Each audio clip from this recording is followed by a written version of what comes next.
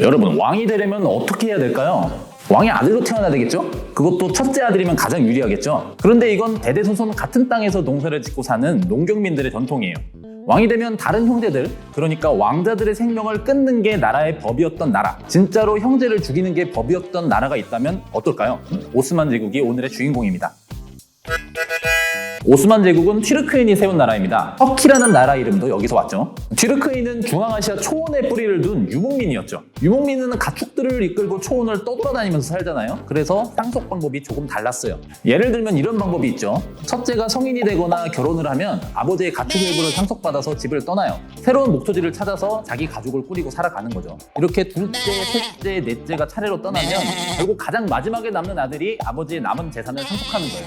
이걸 말자상속이라고 해요. 이런 전통 탓인지 유목민 국가에서는 유독 왕위를 계승할 때마다 싸움이 납니다. 여러분들이 잘 아는 몽골 제국도 칸이 세상을 떠날 때마다 혼란이 심했어요. 오스만 제국은 어땠냐면 왕자들이 성인이 되면 제국 곳곳에 지방간으로 내려보내요. 지방에 가서 전쟁 경험도 쌓고 후계자 수업도 하라는 뜻이죠. 그러다가 아버지 술탄이 세상을 떠나면 왕자들은 각자 수도를 향해 달리기 시작합니다. 이상하죠? 이게 준비 땅 100m 경주나 마라톤을 하는 건 아니고요. 각자 군대를 이끌고 와서 한판 전쟁을 하라는 뜻이에요. 이긴 왕자가 시원하게 왕위를 잇는 거죠. 나쁘게 말하면 고륙상쟁, 좋게 말하면 제일 유능한 사람이 왕위를 잇는 겁니다. 이런 식이다 보니까 오스만 제국은 술탄이 죽을 때마다 전쟁통이 됐어요. 때로는 술탄이 죽기도 전에 왕족들끼리 파벌 싸움을 벌였습니다. 그래서 15세기 메흐메트 2세는 이런 법을 만듭니다. 나의 아들들 중 누구든 간에 술탄에 오르게 되면 이 세상의 질서를 위해 마땅히 형제들을 죽여야 한다. 법률가들이 승인했으므로 이를 실행에 옮기도록 하라. 이제는 술탄이 형제들을 죽이는 게 당당한 법적 행위가 되어버린 거예요. 언뜻 생각해도 문제가 많을 것 같죠? 실제로 이 법 때문에 벌어진 무시무시한 일들이 참 많았습니다. 1481년에 즉위한 바예지드 2세는 동생 때문에 골치가 많이 아팠던 분입니다. 전쟁에서 동생을 이기고 술탄이 되기는 했는데 동생을 죽이질 못했거든요. 동생이 어디 갔느냐? 로마의 교황청으로 도망가서 지내고 있었어요.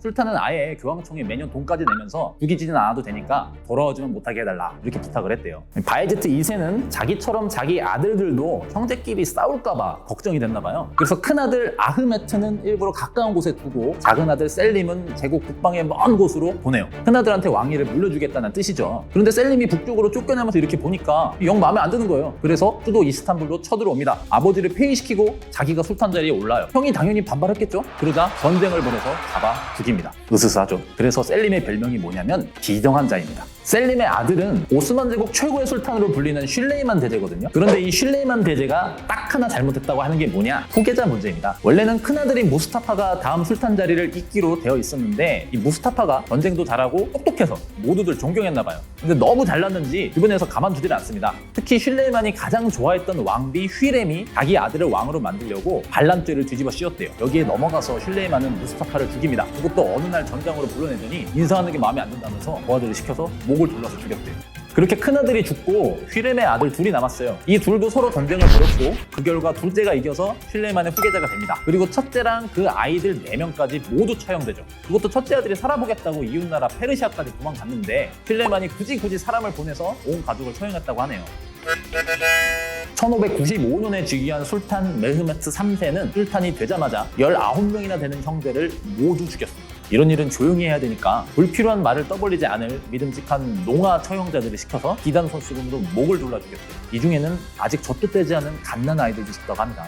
나중에 학자들이 계산을 해보니까 약 150년 동안 총 80명의 왕족이 죽었을 거라고 추정하고 있습니다. 아무리 나라의 법이라고는 하지만 이건 좀 심각하죠. 게다가 아직 반란을 벌이지도 않은 왕자들까지 모두 죽이는 거는 해도 너무한다 싶었던 것 같습니다. 그리고 술탄이 갑자기 병으로 죽어버리면, 그런데 남아있는 왕자가 없으면 왕위 계승에 더 큰 문제가 생기겠죠. 1603년 아흐메트 1세가 13살의 나이로 술탄이 됩니다. 한 살 어린 동생이 있었는데 동생을 도저히 법대로 죽일 수가 없는 거예요. 그래서 죽이지 않고 왕궁에 가둬요. 그 이후로 술탄의 형제들은 왕궁의 한 공간에 갇혀서 살게 됩니다. 이렇게 왕이 되지 못한 왕자들이 살던 공간을 카페스라고 부릅니다. 튀르크어로 세장이라는 뜻이죠. 지금도 터키 톱카프 궁전에 가면은 그 공간을 볼 수가 있어요. 그런데 사실 세장이라는 말처럼 감옥 같은 곳은 아니에요. 아무래도 왕족이니까 화려하고 편안하게 꾸며놓고 살았겠죠. 카페스의 왕자들은 다양한 교육을 받았어요. 승마도 즐기고 시를 쓰고 그림도 배웠죠. 필요에 따라서 외출도 할 수 있었습니다. 대신 나란 일에는 일체 관여할 수가 없었습니다. 그러다가 왕실의 대가 끊기면 얼떨결에 왕위에 오르기도 했고요. 마음 편히 살았구만 싶을 수도 있는데 그건 아닙니다. 궁전의 주인은 어디까지나 술탄이잖아요. 그러니까 술탄이 맘만 바꿔 먹으면 언제든 목숨이 달아날 수 있는 신세였거든요. 카페스의 왕자들은 결혼도 할 수 없고 자식도 둘 수 없었다고 합니다. 그러니까 제대로 살아볼 생각은 말고 있는 듯 없는 듯 조용히 살다 가라 이거죠. 누가 좋은 집에서 먹여주고 재워주긴 하는데 집주인이 나를 어느 날 갑자기 끌고 가서 죽일지 모른다면 이게 먹는 게 목구멍으로 넘어가겠어요? 없던 병도 생기기 딱 좋죠. 일부 학자들은 카페스를 두고 이렇게 말해요. 카페스가 오스만 제국 쇠락의 원인이다. 왜냐하면 카페스에서 평생 나란 일이라고는 모르고 지내다가 얼떨결에 술탄이 된 왕자들이 있었잖아요.